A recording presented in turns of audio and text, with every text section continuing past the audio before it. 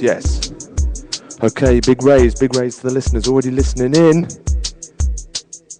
This is the Wednesday night Logic session, Telefunk and Radio, hosted by Kosh. Studio Lincoln goes out to the listeners global. New York crew, Lincoln crew, all the Crunch warriors listening in. Okay, the plan for tonight. Fill up some dead air with some synth sounds. Maybe going to talk about some stuff to do with the Demon Core that we talked about last week. Maybe some light philosophy tonight. I'm going to try and keep an eye on the chat room. If you're in the chat room, say hello to one another, big yourselves up. Welcome the new listeners to the fold. I know we've got a heavyweight crew listening in from Rockstar Lincoln. Big up your chests, big up your status. Telefunk and Radio.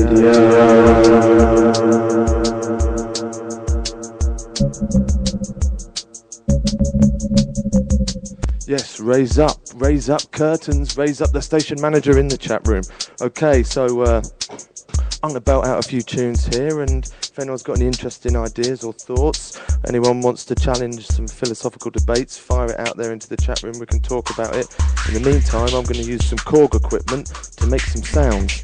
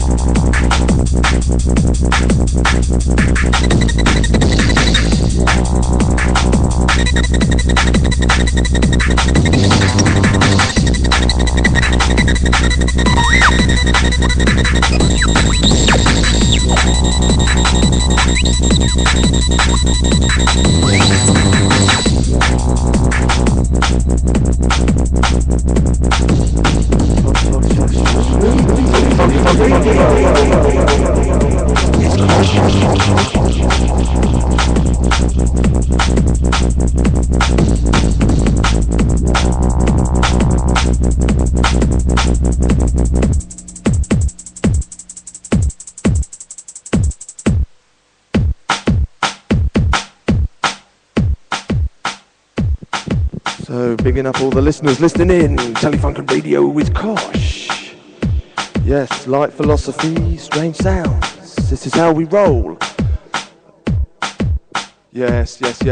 We've clearly got some RSG Link crew in the chat room. Big up Toby Hughes, big up Bala. Listening in, I hope you got this out on your speakers. This goes out to all the Crunch Warriors, the Crunch Survivors. Bare hours, Guanin. Big shout to Theobald as well, who went for the instant Colaster Cat purchase. He bought himself a t-shirt with the Colaster Cat on it. And also I saw some big news from the station manager.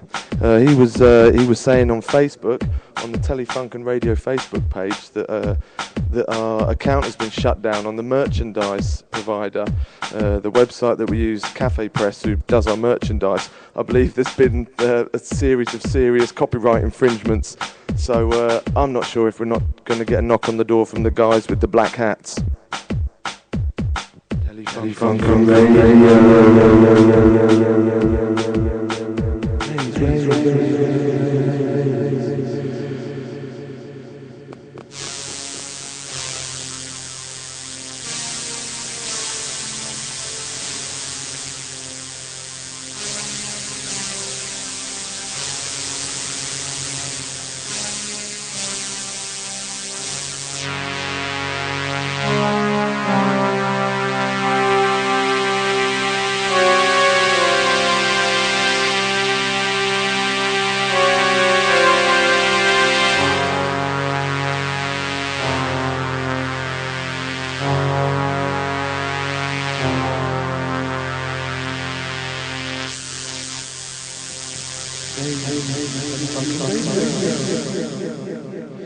Yes, big up your chests, all the people listening in. Big raise. We got Alice Curtin in the chat room. Always a pleasure. Definitely one of the regular listeners. Raise. So, yeah, Demon Core Mark II. We talked about the Demon Core last week. Of course. Sinister sound required for the background. Where are we? Okay. Sinister. Oh, not sure that's the sinister sound I was looking for. That's an upbeat kind of Belgian 1998 rave sound. Ooh, yeah, that actually sounds like radiation travelling through a body.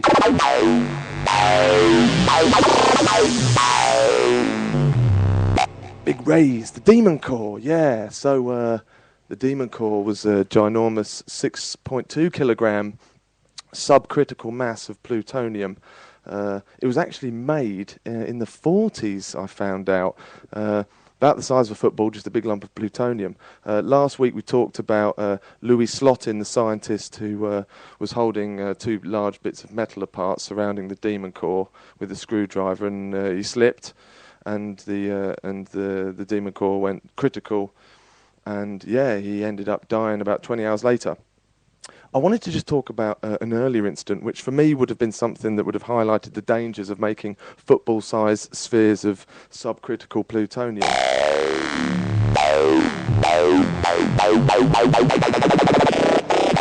So this dude, right, a guy called Harry, he had the Demon Core in his laboratory. He was going to have a play around with it, I guess. And instead of having the big metal shield, he had these tungsten bricks that were literally the size of bricks, and he started playing around, and he put the plutonium ball, the Demon Core, in the middle of his lab, started building up bricks around it, much like you'd build Lego. But the tungsten bricks are reflecting some of the radiation, which makes the ball go critical. So he put one of the final bricks he just popped onto the top. He saw the horrible blue flash and felt the horrible warm wave, threw the brick off the top, and 25 days later he died from acute radiation poisoning.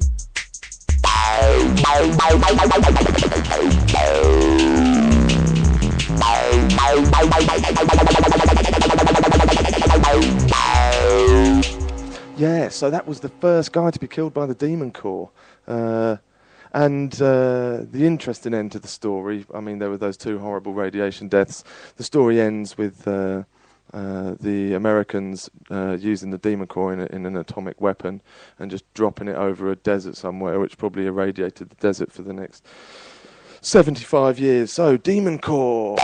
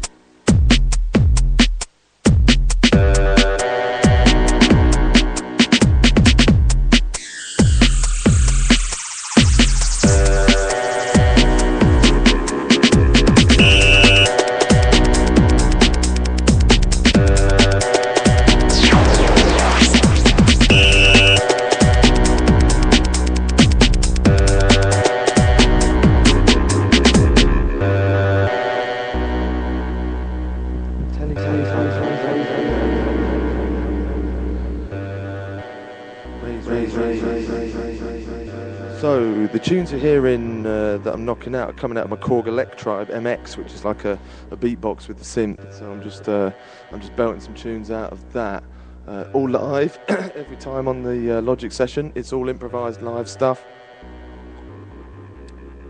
all knocked out right here in Studio Foster Street, Studio Lincoln. Big shouts going out to all of the people in Lincoln crunching hard, all of the people down south crunching hard. I'd like to say a big shout out to Stephen Bell, who's rocking some heavyweight hours down south. Goes out to the Rockstar Lincoln Massive.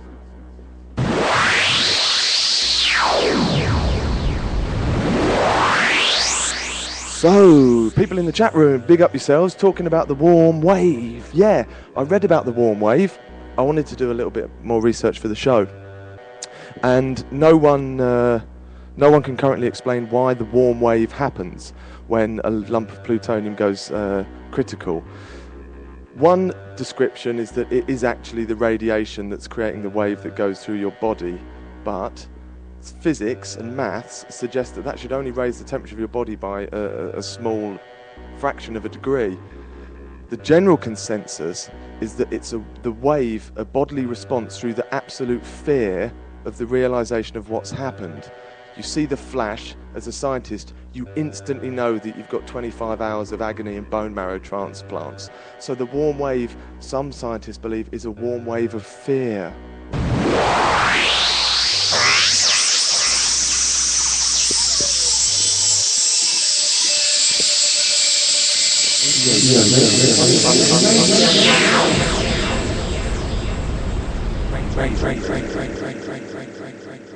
So, who's been listening to some Telefunk and radio then? Our station statistician has been telling me that each broadcast has been getting an average of 100 listeners, which, if we go back just maybe 2 or 3 years to our last Telefunk and radio, we were usually lucky if we could get 10. In fact, it was limited to 10 listeners.